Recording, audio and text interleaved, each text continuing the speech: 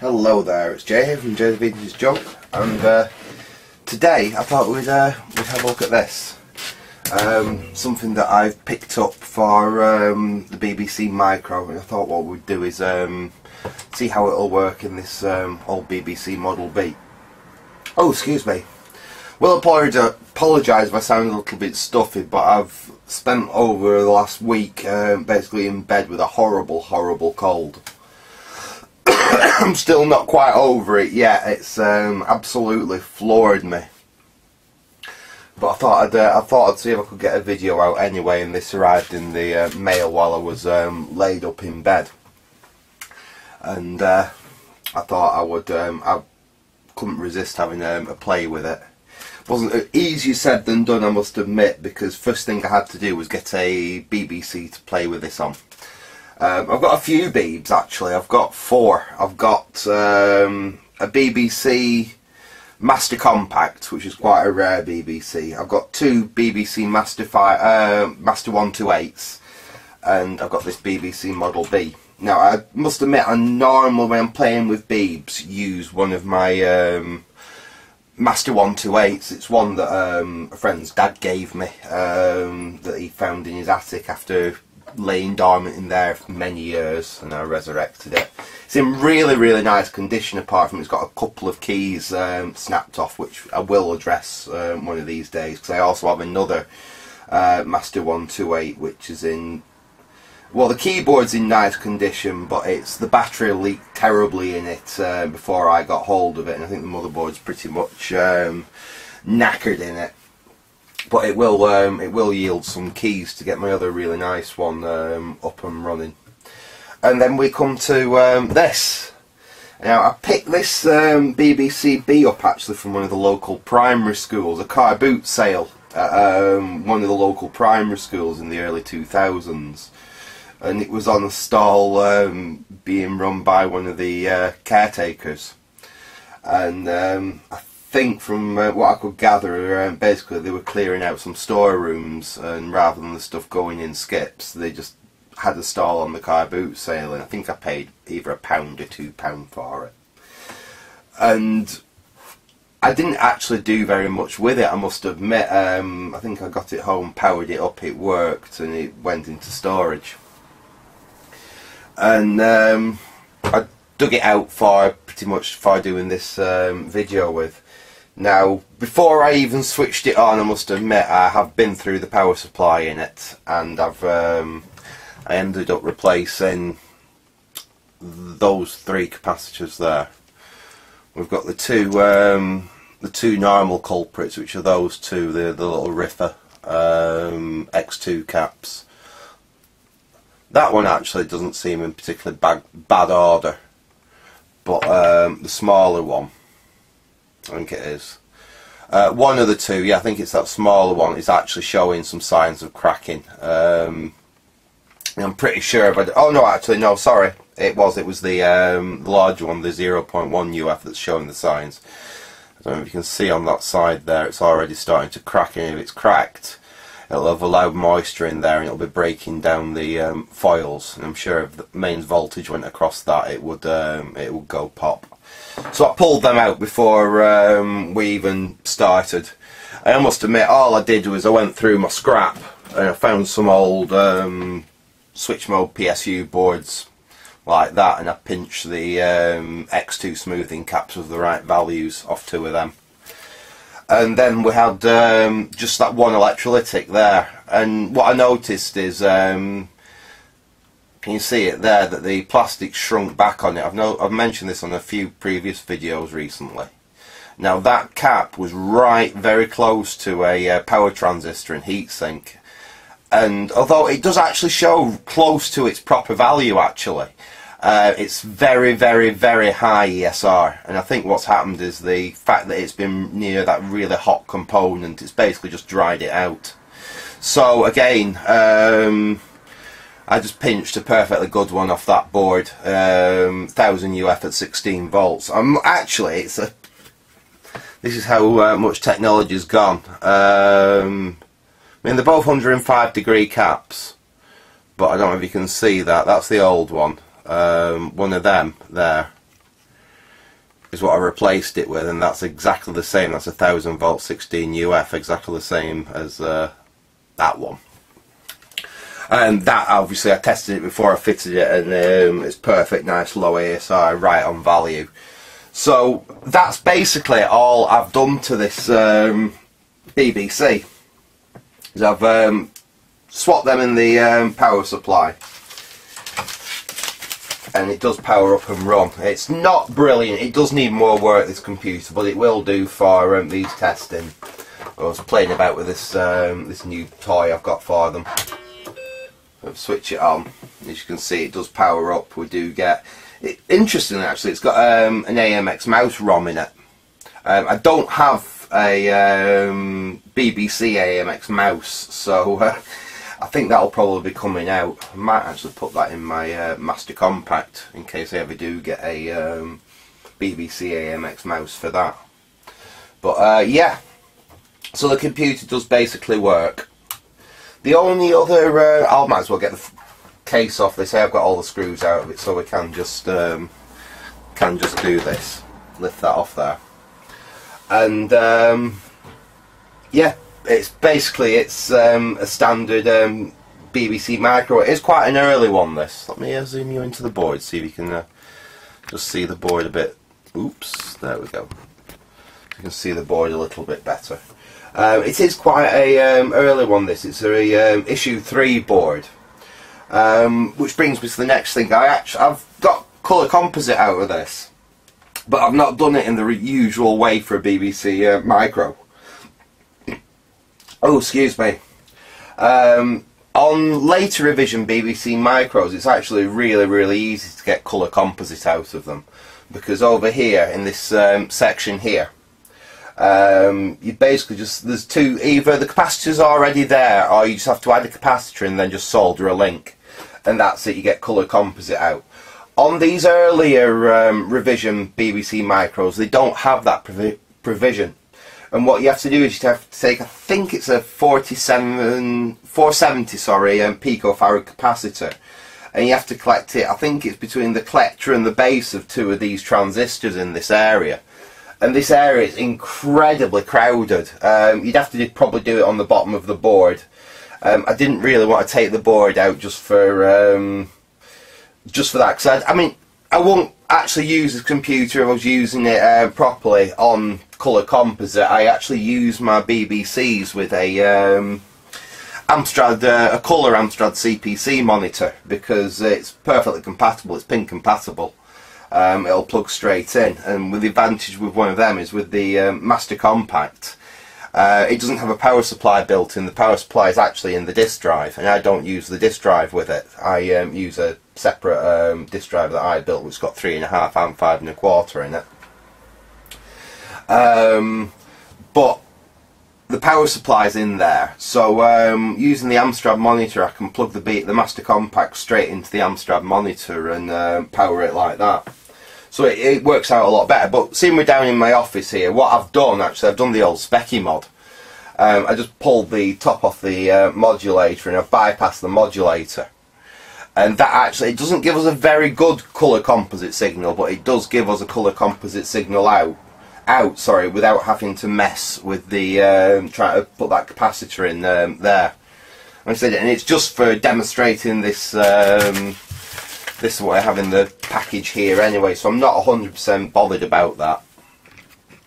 But it is a useful thing to know that if you've got an early one and you just want to get some colour out of it, you don't want to start pulling it all apart and risk damaging anything there doing the colour composite mod. You can do the old SPI mod. Pop that off and just basically take your input from the modulator straight to the output and just lift the resistor that's on there already. So it's perfectly reversible. All I'd have to do to reverse that is to reconnect that one wire and reconnect the resistor to the output there. So like I said, perfectly reversible, but it was just an easy way of getting colour out of this this micro at the moment, this little Beeb. Anyway, what the video is all about. I was thinking about a new MMC solution. One of my Master 128s has got a something what you call a Turbo MMC. It's a very, very early version of the Turbo MMC. It's actually one that I made myself from a design that I found online. It is as basic and as simple as a Turbo MMC can be, and it does have its disadvantages. It works, but it only actually works with the original MMC cards. I don't know if you've ever seen one of these. I've got one here. We all know what an SD card. Look, I don't think I've got any spare SD cards in my box here. No, I haven't. I've only got the one that's in the camera, and I can't show you that one. But basically, that's a MMC card. So it was. I think I don't know if they come out before the SD card or about the same time. But they never went. I think the largest you can get is like 128 meg or 256 meg, something like that. This one's a 64 meg. I think this one's probably full of BBC master games and stuff like that, because these are what that original Turbo MMC used. What I've got here is like the latest version of that, and the reason I've got it is because it was so cheap. And they're actually even cheaper now. I don't know how many of the guys got left, but I will put a link on this video to his eBay listing, because at the moment I think he's selling these things for like £13.50 including delivery. I think I paid slightly more. I think I paid £16.50 when I bought this. That is a few weeks ago. His delivery was quite slow, but I'm not too worried about that. Like I said, it's still an absolute bargain if it works and it does what it's meant to do. What we've got, we get, oops, well, it's called the Turbo SPI rather than the Turbo MMC, but it's basically the same type of thing. It does the same thing. So we get a ROM, and this is what I think is, oh, we also get a CD, I think, which has got a load of I think it's got the software to be able to program the cards for this, and it's got some Beeb stuff on there and all sorts of demos and things. I believe there is actually some software preloaded on the card you get with this, so you even get a card with it as well. It's all taped to the inside of the polythene bag that you get it with as well. Hopefully you didn't see my address on there. I'll check the footage after. Forgot about that. It's got my address on the label. Right, let's have a look at this thing, because this is tiny.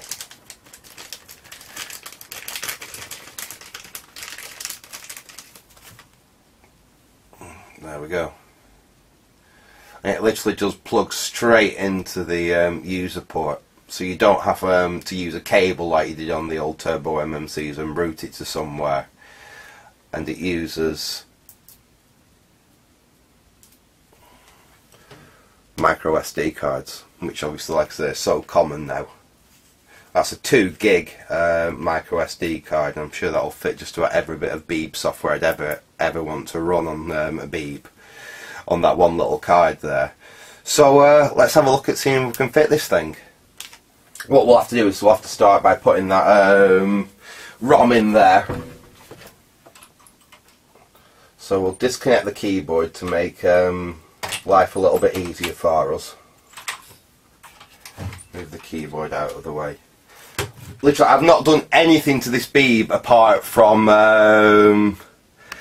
do the power supply, so it is a little bit on the filthy dirty side. Like I say, I haven't bothered trying to clean it or anything. There is deposits around various ICs. It needs a recap. It does have a horrible buzz on the sound. The sound works fine, but it does have a horrible buzz in the background, which I need to try and get rid of. It could. I've never seen corroded chips before, but the legs on some of these ICs, especially that one, are actually rusty. But it works. If this works as well as I'm hoping, then I may actually fully restore this, and because it's a nice compact, and it's more compatible than my Master 128s, and certainly my Master Compact, which has got some serious incompatibility issues with some Beeb software. I may make this my main BBC. I'm not sure yet, in which case if I do, I'm going to fully go over the board. We'll do a full recap on it and everything. Interestingly, for a schools one as well, it doesn't actually have Ethernet fitted. The whole Ethernet system there is completely missing. There's no ICs there, there's no sockets there, nothing. I think it's got the disc controller in it. Is that what that is there at the back? I'm pretty sure it's got the disc controller in it, but I do have noticed that it's DFS ROM. You can't see where I'm pointing there, can you? There we go. It does appear to have its DFS ROM missing. Now I may have actually pinched that myself to go in my... I think I might have actually put it in my Master 128 when I was trying to get some old, really old discs to run, which were in DFS rather than ADFS. What I think I'm going to do is I'm going to pull that AMX mouse ROM, because there's no point having it in there, and that may end up actually in my Master Compacts. They either get one or make an AMX mouse. I'd probably use it in my Master Compact. So we'll get that out of there.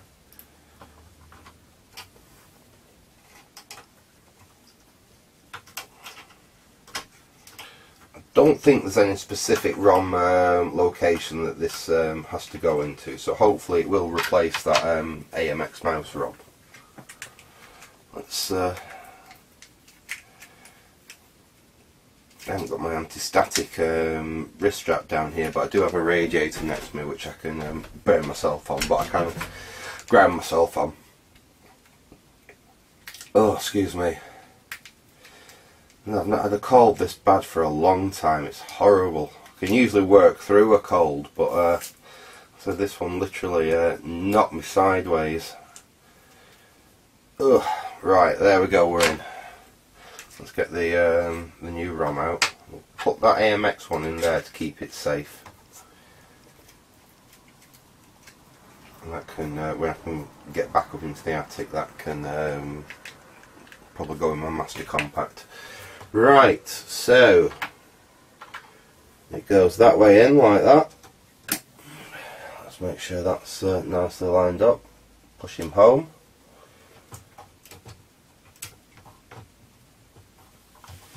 There we go, that's in. We can, in fact, yeah, let's put the keyboard back in position. Oh, in fact, no, let's disconnect the keyboard completely. Just put that out of the way. It'll make life a little bit easier for fitting that. Let's zoom you out again. Oops. Why do I always do that? Why do I always hit the wrong zoom and go in instead of out, or out instead of in? Right, there's the user port down there.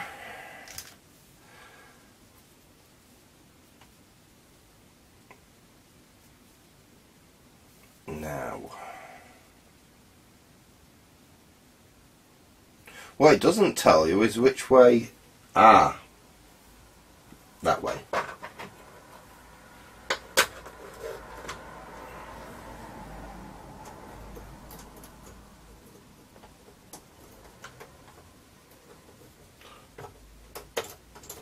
This is tricky. Let me put it down like that. And what we've got to do is get this to line up with the user port. There we go. There we go. That's in. And it's actually clicks in really nicely. That's brilliant. That's so much better than the earlier ones where you stick it with sticky tabs over here and have to run a cable to it and obstruct your other interfaces as well. That's so neat. I'm quite pleased with that. If it works as well as I'm hoping, and like I said, for what they cost, they are a serious bargain.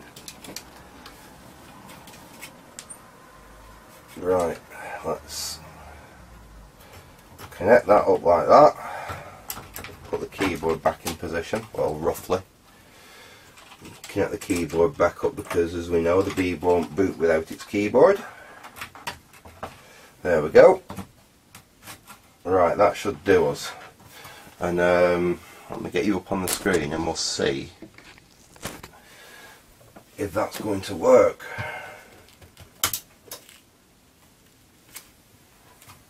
Well, I didn't get a beep then. But we have got Turbo MMC come up and basic. I wonder why it didn't beep. Have we not connected the speaker correctly? In fact, I can't hear the speaker making its buzzing noise. I wonder if I've not plugged it in proper. There. Bad connection.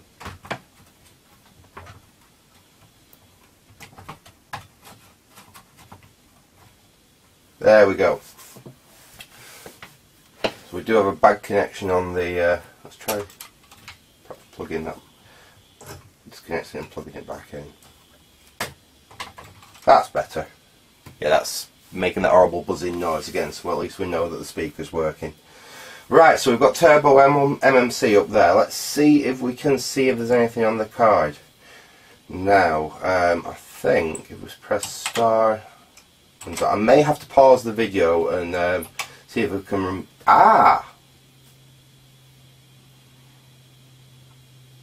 there we go. That seems to be working.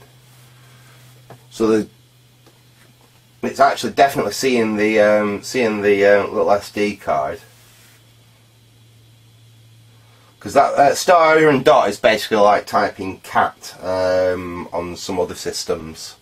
It just gives you like a directory of what's on. Right, so let's try. I'm very rusty here, so let's see whether this is going to work. Otherwise I will have to go away and see if I can remember.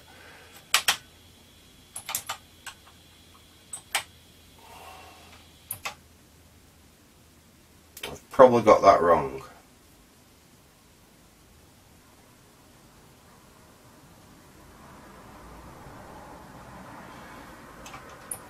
Yeah, because I think I've locked it up. Right, I'll be right back when I've seemed to have found out what commands I need to type to actually test this thing. So back in a second. Okay, I'm back, and after a little bit of research, yeah, I was just being a bit daft. It is. Oops, I've got too many stars there. It's EXEC. One of them. Boot. Oh, hang on.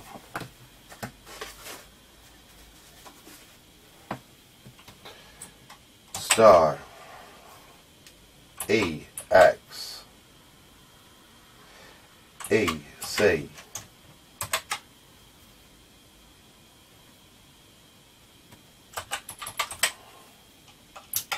There we go, I think.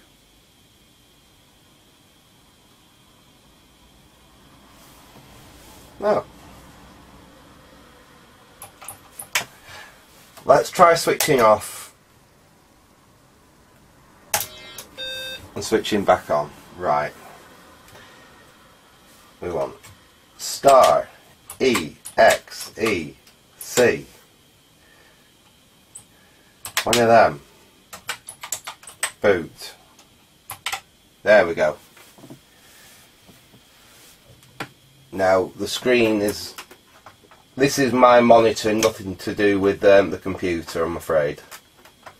We're having monitor issues. Let's try. There we go.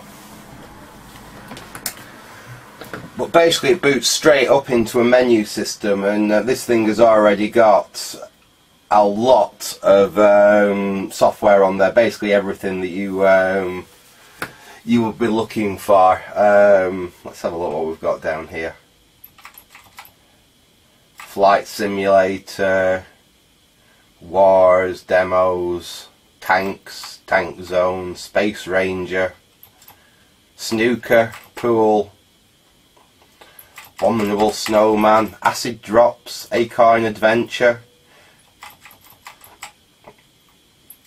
adventure anthology. Let's see if there's anything alienate. That's quite a good game. Airwolf.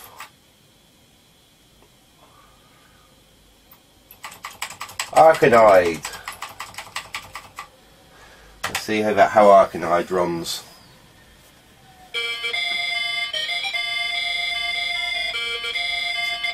Excellent.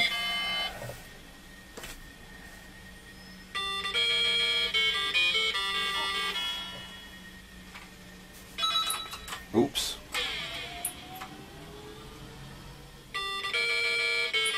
Actually, this brings me to something else that I picked up recently for the Beeb. Oh, it's not something I was planning on picking up actually. Oops. But I was after some. Let's break. Oh, then I suppose we've got to load the menu again when we go back into it. But no. I was looking for some software for my Merlin Tonto, and I managed to pick some boxes of wafers up for that. That's still a work in progress at the moment. There will be a video coming shortly on the progress on the Merlin. But the same guy had this for sale, and I picked it up for literally a couple of quid. We've got, I don't know whether it is brand new, but it's certainly boxed, even if it's a little bit battered. Is we've got a little Altai joystick. Now, I've got a few of these, just standard, you use on your Specchia, your C64, or your Amiga, or what have you. But this one's a little bit special, because this is the an Altai special joystick for BBCs. And what we've got, just get it out of the box. Like I say, it literally is like virtually brand new if it isn't brand new. And the sole reason I bought this is the guy said he'd combine postage, so it literally didn't cost me any more than right in the bottom of the box. Then if I had just bought the 2 lots of wafers off him, so I literally paid like 2 or 3 quid for this. We've got a. That's interesting. It comes with a program listing. Altai BBC digital joystick. And it comes with the actual program listing. I wonder if you actually have to. I don't know. I'll have to look into that. But yeah, there we go. It is just a standard digital joystick, but this has got to be brand new. It's still got the twist tag on it. It doesn't look like it's ever been out of the box. This was brilliant for like, I can't remember if it was 2 quid or 3 quid, it was no more.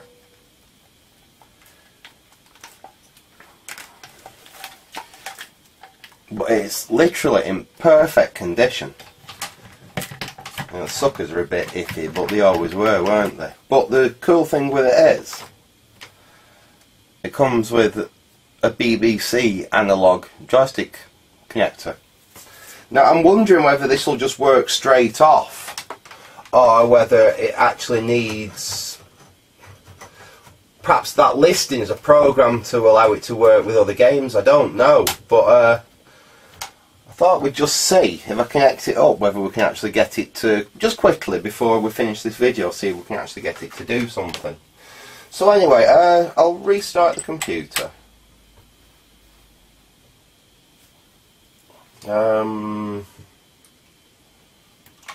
Shift control, control and brake, there we go. Hang on, that's not brought our MMC thing up, has it? Hang on, let me switch off and back on. I'm still a bit rusty with the Beebs, because I've not really played with any for a while. Let's switch back on. There we go, we've definitely got the Turbo MMC back up there. So, as we did before, it's star, EXEC, one of them, boot. And yeah, the screen's doing its daft stuff again. So it's far better when I use it with one of my Amstrad CPC monitors. The picture quality on that is everywhere as bit as using one of the original Cub monitors. It really is very nice to use. Not quite as easy to film though, and obviously because we're down here in the workshop and they are, sorry, down here in the office and they are buried, seriously buried in the workshop. we won't be seeing any of them for a while. I'm just wondering whether the menu system works with the joystick. Sadly not. That's a shame. Would have been nice if it did. I'm not sure what actual software on here is going to... I wonder if Arkanoid actually will work with it. We can try.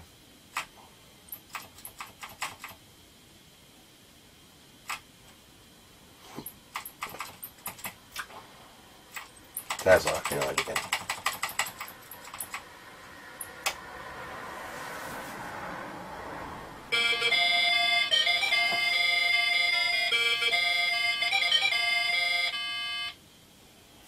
Let's see whether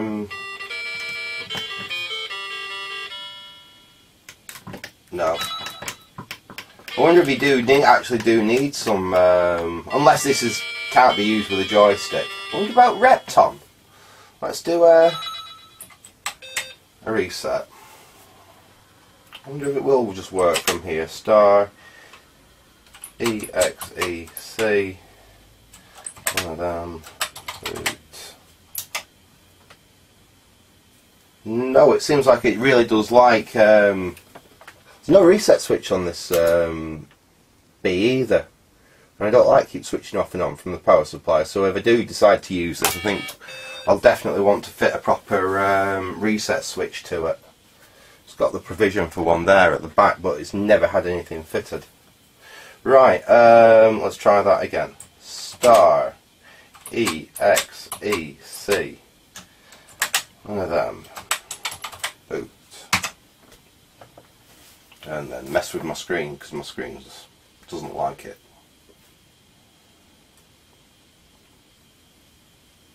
And that fixes it. Right, I wonder if we'll try just one more game, see if we can get one more game to work with this joystick. And then obviously well, I'll have to decide what. I think I am going to keep this card in this Beeb though. I'm super pleased with that. I think I'm actually going to buy another one at £13.50. I'm going to buy another one to go in my Master 128. And I can ditch that homemade thing because it's not brilliant. It doesn't allow you a menu system like this, or at least I've never got one. I managed to create one that works anyway. Basically it just works like a glorified disk system. And I do have some discs that have menu already built into them, copied on there, and that's how I work it. So I've basically got all software that I've already got, and I've imaged it onto that card, and I just load each disc, and I can load the menu from the disc and load the software that way. This is so much nicer. I'll play with that bit of basic there and see what it actually does in relation to this joystick. But the final thing, I wonder if we've got Repton on here. I don't think you can just jump to, no. You'll have to go all the way down. I wonder if you can go up. You've got 65 pages of software here. No, you can't. Damn. They don't seem to have a search on it, which is a bit of a shame, but...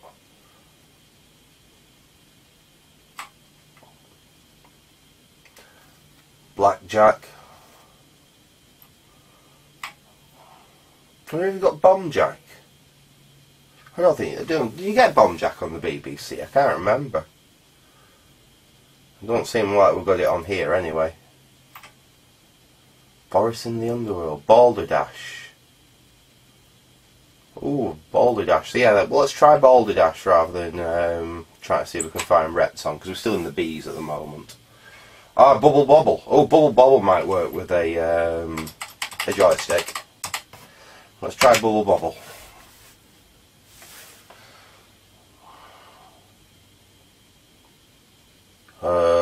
It doesn't look like it does. Player 1 controls and player 2 controls. No, it doesn't. We can see what Bubble Bobble looks like on here anyway. I don't think I've ever played Bubble Bobble on a BBC.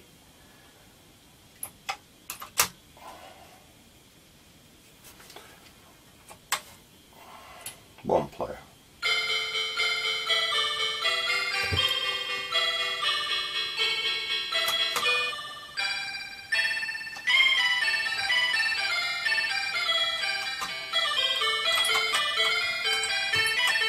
Oh well, can't even work out what the keys are. Paused it somehow. Oops. Never mind. Well, the audio sounds very good on Bubble Bobble, even if the... go on, let's try one more game. Just one last one before we finish this already probably overly long video. Right, so we type star EXEC, comma, boot. Okay, looks like we probably do need some kind of interface to get that that joystick to do anything. Not interface, sorry, some kind of code. I remember there's some of the joystick interface things like the Auric Atmos. The interface was incredibly simple, but you had to use a little basic program that you loaded before you loaded your game to actually get it to work. Got Airwolf. I wonder if that Aladdin. Let's try Aladdin. See what Aladdin does.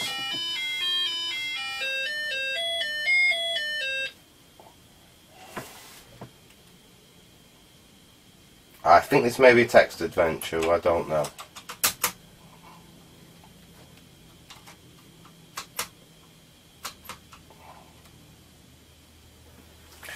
Aladdin, please wait for the data file to load. There we go. Yeah, it's a text adventure. Never mind. At least it shows that that MMC, that little SD card solution is really quite good. So yeah, I'm really pleased with that. I think I paid £16.50, but that was a few weeks ago. And in the going time, he's dropped them, and I think they're like £13.50, and that includes postage, or there's a pound postage or something like that. Anyway, I'll put a link in the description to this video to the YouTube, to the eBay listing, so you can all go and have a look at one. Because for the money, I think they're absolutely brilliant. I mean, that's dead simple to fit. It seems to work quite nicely. And if all you want to do is play some old games and some old bits from your childhood on it, then you can't get better. Right, I'm going to leave it there for now anyway. You will be seeing this BBC in some upcoming videos anyway, so we can't leave it in this this terrible, terrible condition it's in. I mean, I know the power supply is good in it now.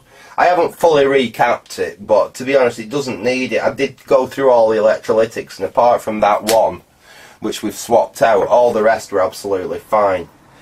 And we've already changed out the X2 capacitors, which, like I said, one was suspect, one was ready to go pop. There are a few electrolytics on the main board which could really, really do with replacing, and there's a few tantalum capacitors on the main board as well, which I think I'm going to replace just out of peace of mind, because one of the few times when I nearly lost an eye was through one of them horrible things. So just for safety's sake, I'll probably change the tantalum capacitors in there as well. It could really do with, this is an early one, as I said, it's an issue 3. It doesn't have a heatsink on the video ULA. Which it could really do with, because they run insanely hot in these early BBCs. So I think I will be heat sinking up a few of the ICs that need it in there as well. And jeez, I've only just noticed that. Wow, that's some bad manufacture there. I've got to take you off the tripod and just show you this. I've literally just spotted this. You have to bear with me because this is my crappy tripod and it's not easy to unscrew the camera from it. Not as easy as my proper tripod anyway. Ooh, there, you're off. Right, I've got to bring you over and show you this. This is unbelievable. This is going to be a bit tricky to zoom down on, but where we're picking it up. We're missing it. We're missing the... There it is. Have you seen that? Come on, focus. Focus, come on. Look at that. That's how it's soldered to the board. That is unbelievable. I mean, one of the that leg there, I think, even looks like it's dry jointed. Look at that! Wow. And that's from manufacturer. I don't think that's something that someone's messed about with or anything. That's literally from manufacturer. It didn't seat properly and it's just got wave soldered in place as it is. That's impressive. And while I've got you out on this handheld, I'll show you some of the other slightly dodgy ICs in this Beeb. Anyway, like, oh, I'll move the keyboard. I'll have to disconnect. This is going to be tricky. Oh no, you can see it there. Have you ever actually seen an IC like that where the pins are actually starting to go rusty? Those are actually starting to corrode. They've lifted all the coating and the actual metal is actually starting to corrode on them. But it's still working. I mean, I will take it out. If it'll clean up, it'll clean up. If not, it'll get replaced. We'll probably end up replacing a few IC sockets as well on this thing. There's another nice bodge on it there, if you can see. I think one of the connectors has actually snapped off at some point and they've just soldered the wire straight to the board there. I did actually have to disconnect that when I pulled the power supply out, but yeah, I thought it's got lots of, like, that's where the Ethernet would be if it was actually equipped with Ethernet, which this one isn't. That's where the reset switch would have been. Got loads of lovely corrosion around all the all sockets and everything. But yeah, alright, I'm going to leave it there for now because I'm not screwing you back onto the tripod. This video has already gone on far too long, so hope you enjoyed that little look at that little SD card solution for the Beeb. So thanks for watching and goodbye.